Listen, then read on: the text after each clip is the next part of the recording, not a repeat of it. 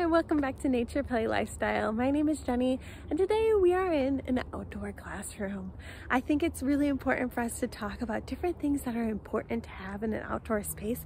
So I wanted to take you out here, show you some things that I think is really important to have and some things you can leave behind, like that indoor classroom stuff. Just leave it behind. I'm not going to go necessarily into detail about different materials that we have in our class space, but if you want me to make that video, give me a like and comment it below so I know that you're interested in it and I can create one for you. And as always, if you're not subscribed, consider it. Just consider it. If you don't want to subscribe, that's okay. But if you do, please do, because it helps support my brand and building and helps me know that you're interested in my content so I can make more.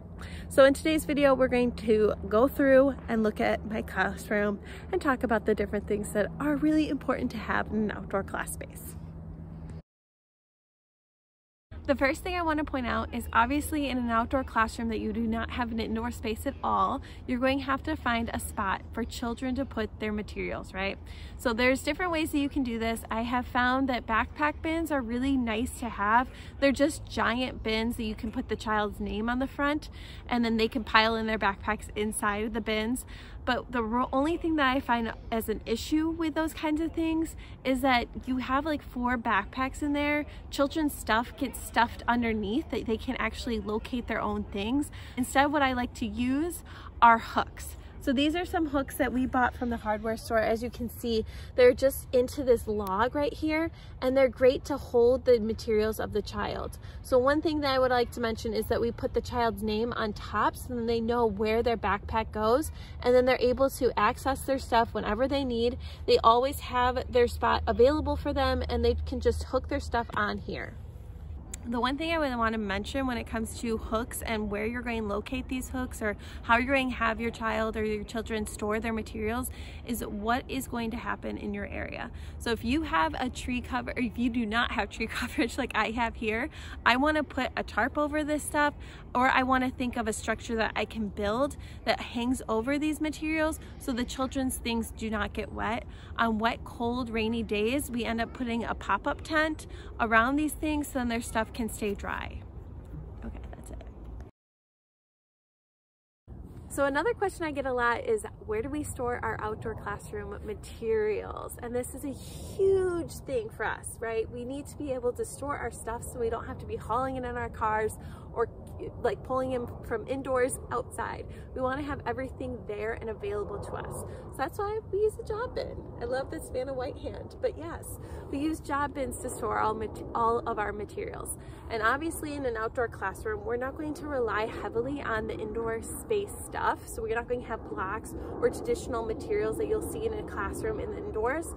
Instead, you'll see things that add to the play outside. So we'll have mud kitchen tools, we'll have magnifying glasses, we'll have wagons and wheelbarrows and things like that that the children can use to manipulate their space outside.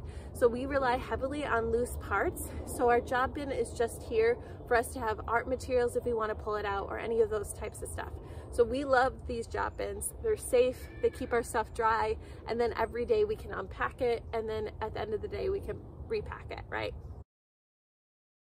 A big feature that I have in my class space that I feel like is always a favorite spot for children to play in, and that is a mud kitchen. If you're able to have a mud kitchen, I would strongly suggest just shoveling that stuff out and letting kids explore it, because they just love to dig and they could be here for hours. If you don't have a mud kitchen, or if you're not able to dig in your space, if you're at a public park or whatever you might be at, really consider what you could add to bring in that digging and moving schema that children are super interested in having. So you can even bring like a container full of mud and have them scoop inside of the container if you want to bring that outside. Obviously that's not ideal, but if you're not able to have a mud kitchen, that's some way to go around that and still have children explore and dig and move their stuff, because this is something that they're always looking forward to doing. You can also have a sand pit. That's something that we had in my old classroom, and the kids were super drawn to that as well.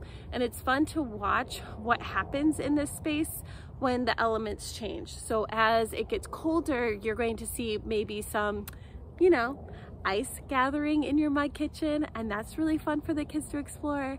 You're also going to see a lot of water in your mud kitchen, especially if you live in the Pacific Northwest like I do.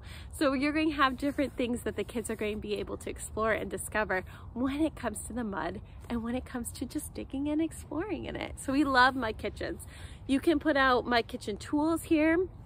Any pots, pans, wooden spoons can go inside of here. I've also seen people like prop up like big pieces of plexiglass so the kids can use that as their art space and like color on it or like draw on it with the paint that they're making in the mud. So there's many different things you can envision when it comes to mud kitchens, but I think that this is one staple that I would strongly suggest to any outdoor classroom, is have something that kids can go to and explore, like this, a mud kitchen. Another thing that you want to add to your outdoor classroom is a spot that children can feel like they're hidden without being actually hidden. So David Sobel talks a lot about this in his 7 principles for childhood or outdoor play. I'll link it below so you can take a look at it. But it's super important to have a space that children can go and feel like they aren't seen by you when you can actually see them.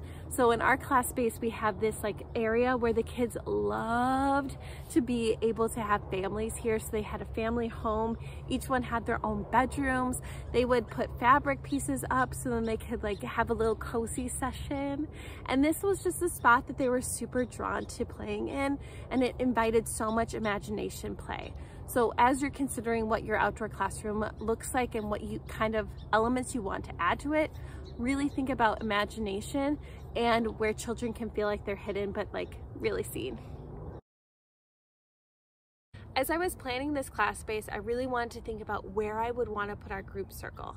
I didn't want it to be really close to the door because kids come and go with their parents at the beginning of the day, and I didn't want it to be super far away that they would have to wander to and like really work to get to. So we found a spot underneath some cedar trees as our group circle space. And any classroom, whether you're an indoor classroom or an outdoor classroom, you're going to have a gathering space. This is going to be your spot to welcome each other. This is going to be your spot to sing songs or do a library book together. So you want to have a welcoming space or a group circle to do that. And I would really recommend finding logs. You can find logs on Craigslist if somebody's cutting down a tree in your area, and just prop those up and the children can use those as their sitting space.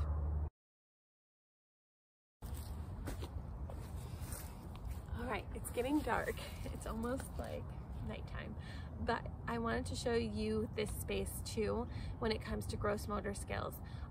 This is just using pieces of wood, just like in our group circle, and creating a round for children to explore and discover and just be able to balance on. So, y'all, we are losing light here.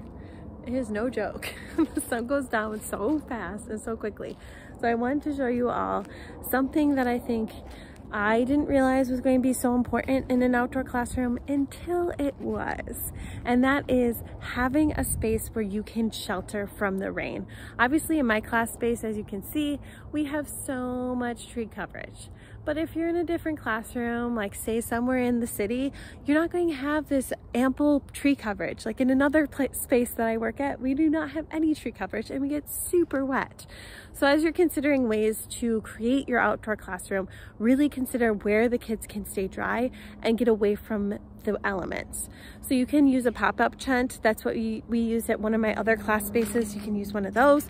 You can use a tarp that you hang between 2 trees. And this is actually used a lot for water collection. So it's a dual purpose kind of thing. It keeps us dry from the elements, but it also can be used to collect water. All right, y'all, I hope you enjoyed this video because I had so much fun coming here and showing you.